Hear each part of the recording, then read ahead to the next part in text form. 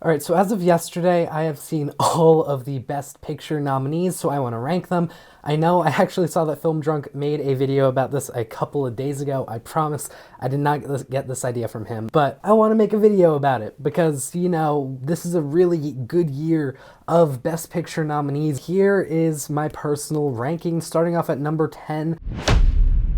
Yeah, Maestro, it's a good movie, I guess. The overall narrative just wasn't the most exciting to me. I felt that each scene on its own was really well done, but at the end of the day, I finished watching the movie and I kind of felt empty. I didn't really feel that much. And this is a movie that's trying to make you feel a lot, but it looks beautiful. The performances are all wonderful. It's Maestro. If and when I see Zone of Interest for a second time, because I do plan on seeing this movie again at some point in my life, I think I will like it a lot more.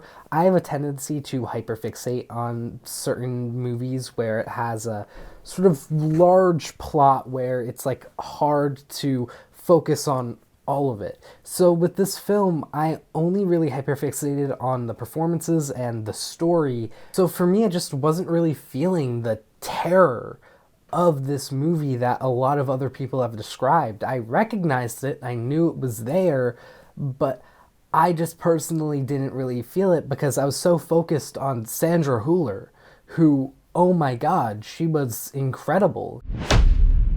Yeah, American Fiction's a pretty good film at the end of the day. All the performances across the board are pretty nice, Jeffrey Wright, good performance. Sterling K. Brown, great performance. This movie was actually a lot more heartfelt than the trailers made it look like it was going to be, and I enjoyed that. I just overall found this movie to be pretty successful with its screenplay. If it won a screenplay Oscar at the Oscars, I would not be upset. However, with that being said, there is a really interesting ending in this film, and I'm still very mixed on the ending as to whether or not I liked it. And the fact that it's been so long for me to still feel mixed on the ending just, to me, doesn't seem great. Some people are going to think Poor Things is way too low here, and I totally get that. I can see why people are loving this movie. It just wasn't really fully for me. I recognized how great the film was in terms of the performances, in terms of the production, the costumes, the sound, just the world that Lanthimos is able to build here is seriously astounding. Like, huge props to Yorgos for just being able to create this and to make it feel so lived in and lively and just mystical. I was entranced by the world of this film. But with that being said, story wasn't really for me. At 6, we have Past Lives. Past Lives was just so emotional and beautiful, and the whole story just really kind of blew me away. The romance between Greta Lee and Teo were just wonderful, and that sort of feeling that this film is trying to convey, the feeling of what could have been, but also why you can't always have what could have been, and why what could have been just isn't always a good thing. For this to be Celine Song's directorial debut, that's just magnificent. It is a great movie. I highly suggest you watch it. Barbie is just so fun. I have so much fun with Barbie. I rewatched it just like a week ago when they re-released it in theaters, and yeah, it was a great time. All the performances, Ryan Gosling, Margot Robbie, America Ferrera, even Will Ferrell. Margot Robbie, huge snub. I was really disappointed by that. Greta Gerwig, I do understand the snub because all the other directors were really deserving as well.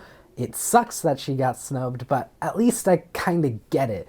But Annette Bening got in over Margot Robbie, and that is a crime.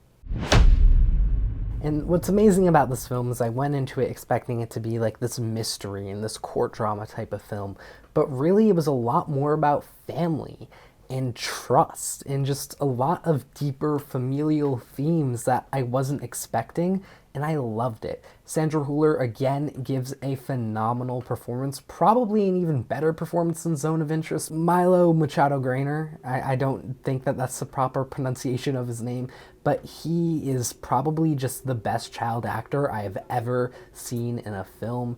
His performance here is electric, and I was glued to him in particular, really. You know, he was kind of the heart of this film. This film, it had me on the edge of my seat, but it also had me crying, you know, like this, it made me feel just so many different emotions, and in some ways it was a thrill ride, and in other ways it was just this emotional roller coaster, and the balance between the two, thanks to the screenplay and Trier's amazing direction, I mean, just so well done.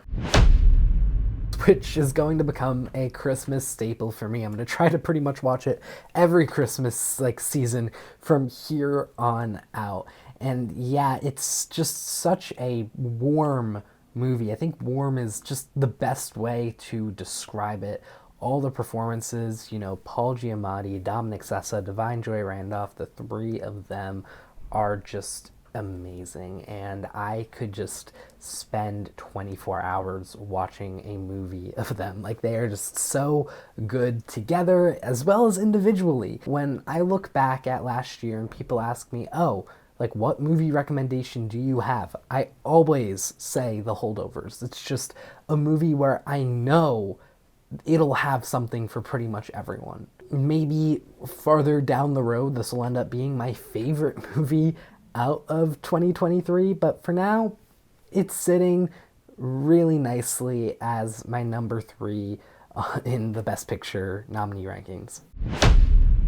This film was incredible. Scorsese does it again, at least for me, and I hope for anybody else that watched this movie. You know, it is a 3.5-hour epic that felt like 2.5 hours. The editing and screenplay were crisp, and they really tried to cut it down to what the screenplay needed. It didn't feel overstuffed, and the fact that it doesn't feel overstuffed at 3.5 hours is remarkable. Scorsese is the only person in the world that could have made it, and just could have made it work the way it did.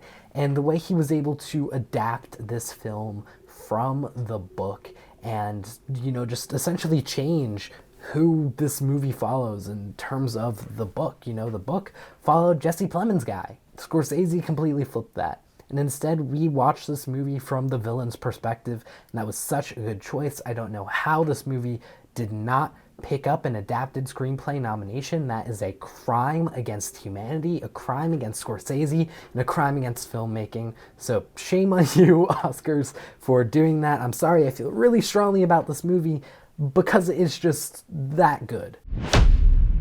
Not only is it my favorite Best Picture nominee, it's also just the favorite to win Best Picture in the first place. So that's pretty cool that, you know, that's the case, because usually I feel like we get a Best Picture winner that isn't really anyone's favorite movie of the year. So anyways, yeah, what else can I say that hasn't been said already about Oppenheimer? Cillian Murphy, Robert Downey Jr., that entire supporting ensemble, just incredible. I keep saying incredible in this video, but that's because a lot of these movies have incredible aspects. But this entire film was just remarkable.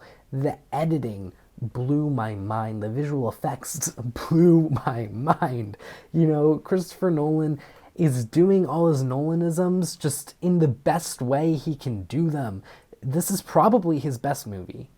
You know, and for a while I was kind of doubting that, but I want to rewatch it, and after I rewatch it, I think I will probably safely put this as my number 1 Christopher Nolan movie, and I know a lot of other people feel the same way. Anyways, that is my ranking of the Best Picture nominees, but what about all of you? How would you rank the Best Picture nominees? Please let me know in the comments down below, and I would love to just see your rankings and respond and have a conversation about it. I will see you all in the next video. Take care.